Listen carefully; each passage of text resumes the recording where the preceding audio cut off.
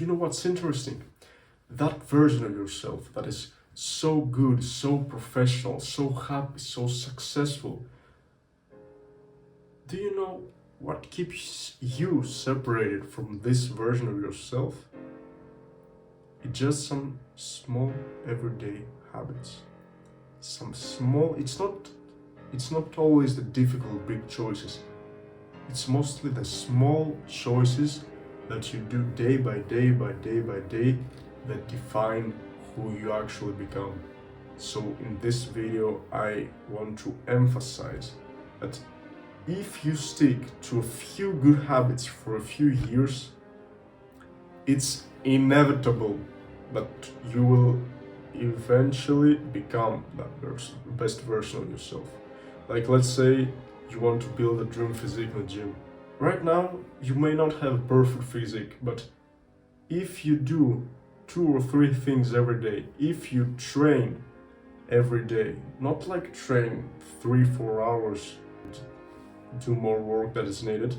If you just train 30 minutes every day for the next 5 years, you will probably have achieved the perfect version of yourself.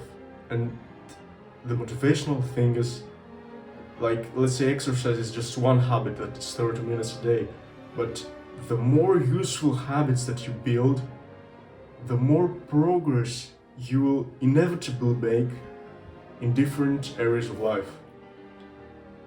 So I don't know, but when I think about that, it's kind of mind-blowing. Like, if I just have and be consistent with some like basic 5 habits every day, in 5 years time from now, I will actually be that perfect version of myself that I so much want to be. So why not put every ounce of my effort in focusing every day to do just these 5 things? And yeah, it's hard to have the discipline to do these things every day, but if you just think to yourself that, okay, maybe day by day I don't see that much of a difference. If I work out for a week, maybe I don't see a difference on my physique, but if I keep doing just these 30 minutes, I don't need to take steroids, I don't need to do anything extreme.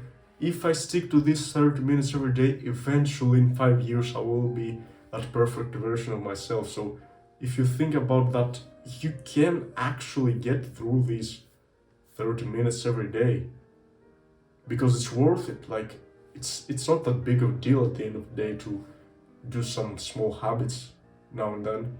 Not now and then, with discipline every day, but it's just a few minutes. So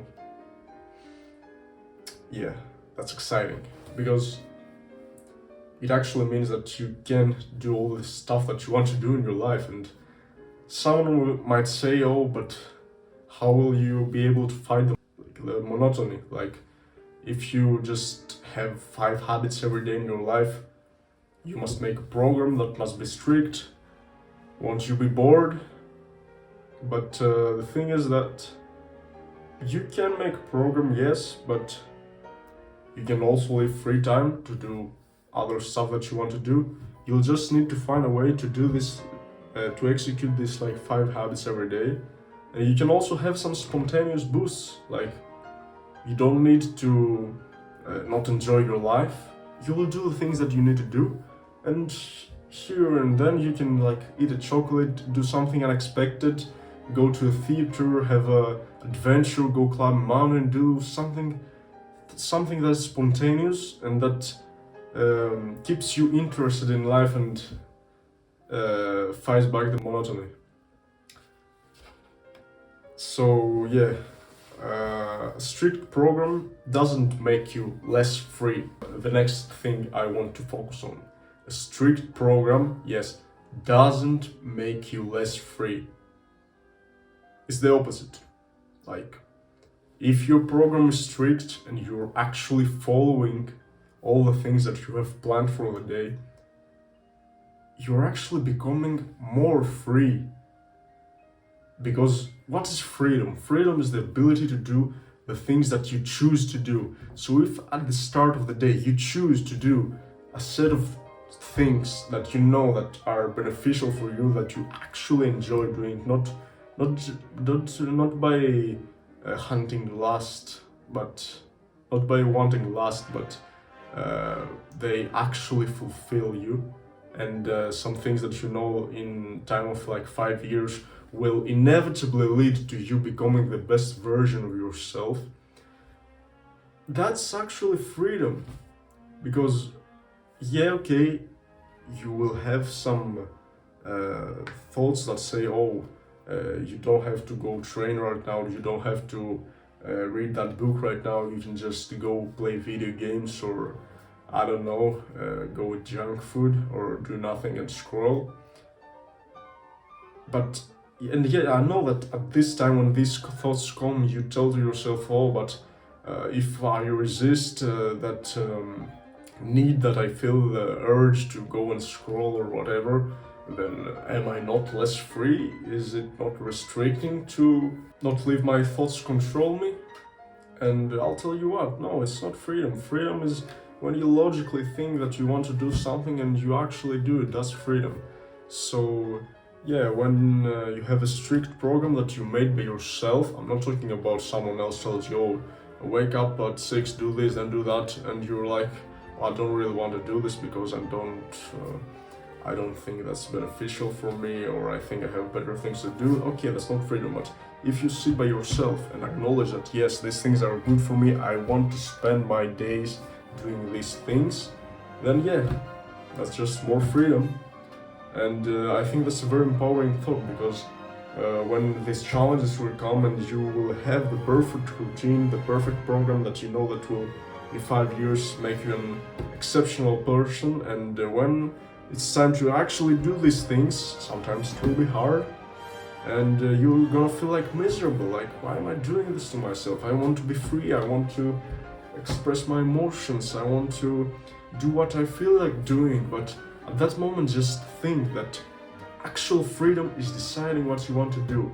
So if you decided that you want to do some things and you want to be free, just do them, and don't leave any other lustful thoughts ruin your day and ruin your progress, and strip away any opportunities of becoming that exceptional version of yourself.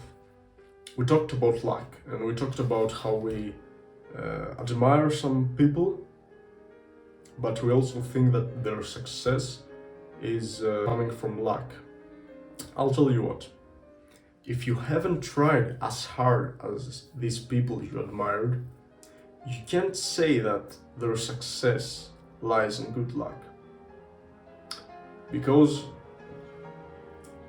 maybe, just maybe, they have actually tried to become the best version of themselves, and through discipline they achieved it. And then you see the result and you're like, oh yeah, these people, I admire them, but you know what? Could I be the same good? I don't think so. You need to have luck, you need to have good genetics. That's just not for me. I'm not even going to try. That's wrong. Because only if you have actually tried as hard as them, you can say that, oh, it's good genetics or it's luck. If you haven't even tried, you can say anything like this. It's actually an excuse. It's an excuse that makes you feel better when you see other people's success and you say, oh, it's just luck. It gives you an excuse to not try hard yourself, because you're like, oh, even if I try hard and actually be disciplined, I will not be able to achieve that kind of success. And that makes you sleep better at night. Except if you realize that this is bullshit and you can actually accomplish a lot of things. Time will multiply whatever you feed it. You just standing there on your little dumb phone, scrolling mindlessly, all this garbage goes inside your brain and makes it rot. You become less of a person, more of an animal. Your critical thinking, your logic thinking, all of it dies. Your art, everything good in your mind, like, it degrades into something lustful, simple, and evil.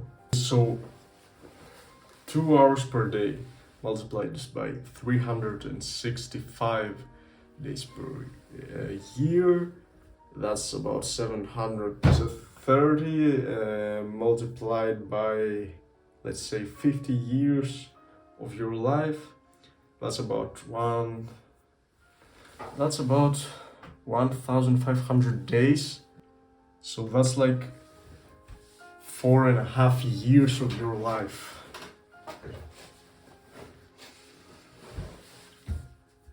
4.5 years of your life.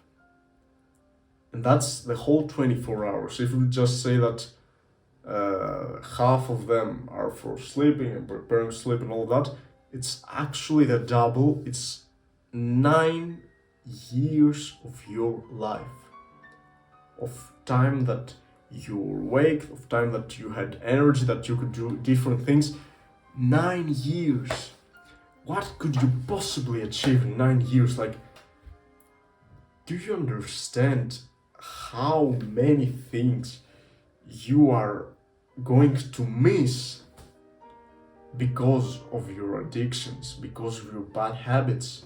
And here the idea of freedom is completely destroyed, because even the people who say, oh, I'm going to watch some reels to relax, or oh, I'm going to because I think they're educational, or I'm gonna play some stupid video game to have fun, or I don't know, watch porn because I need to relax or something, because it's healthy.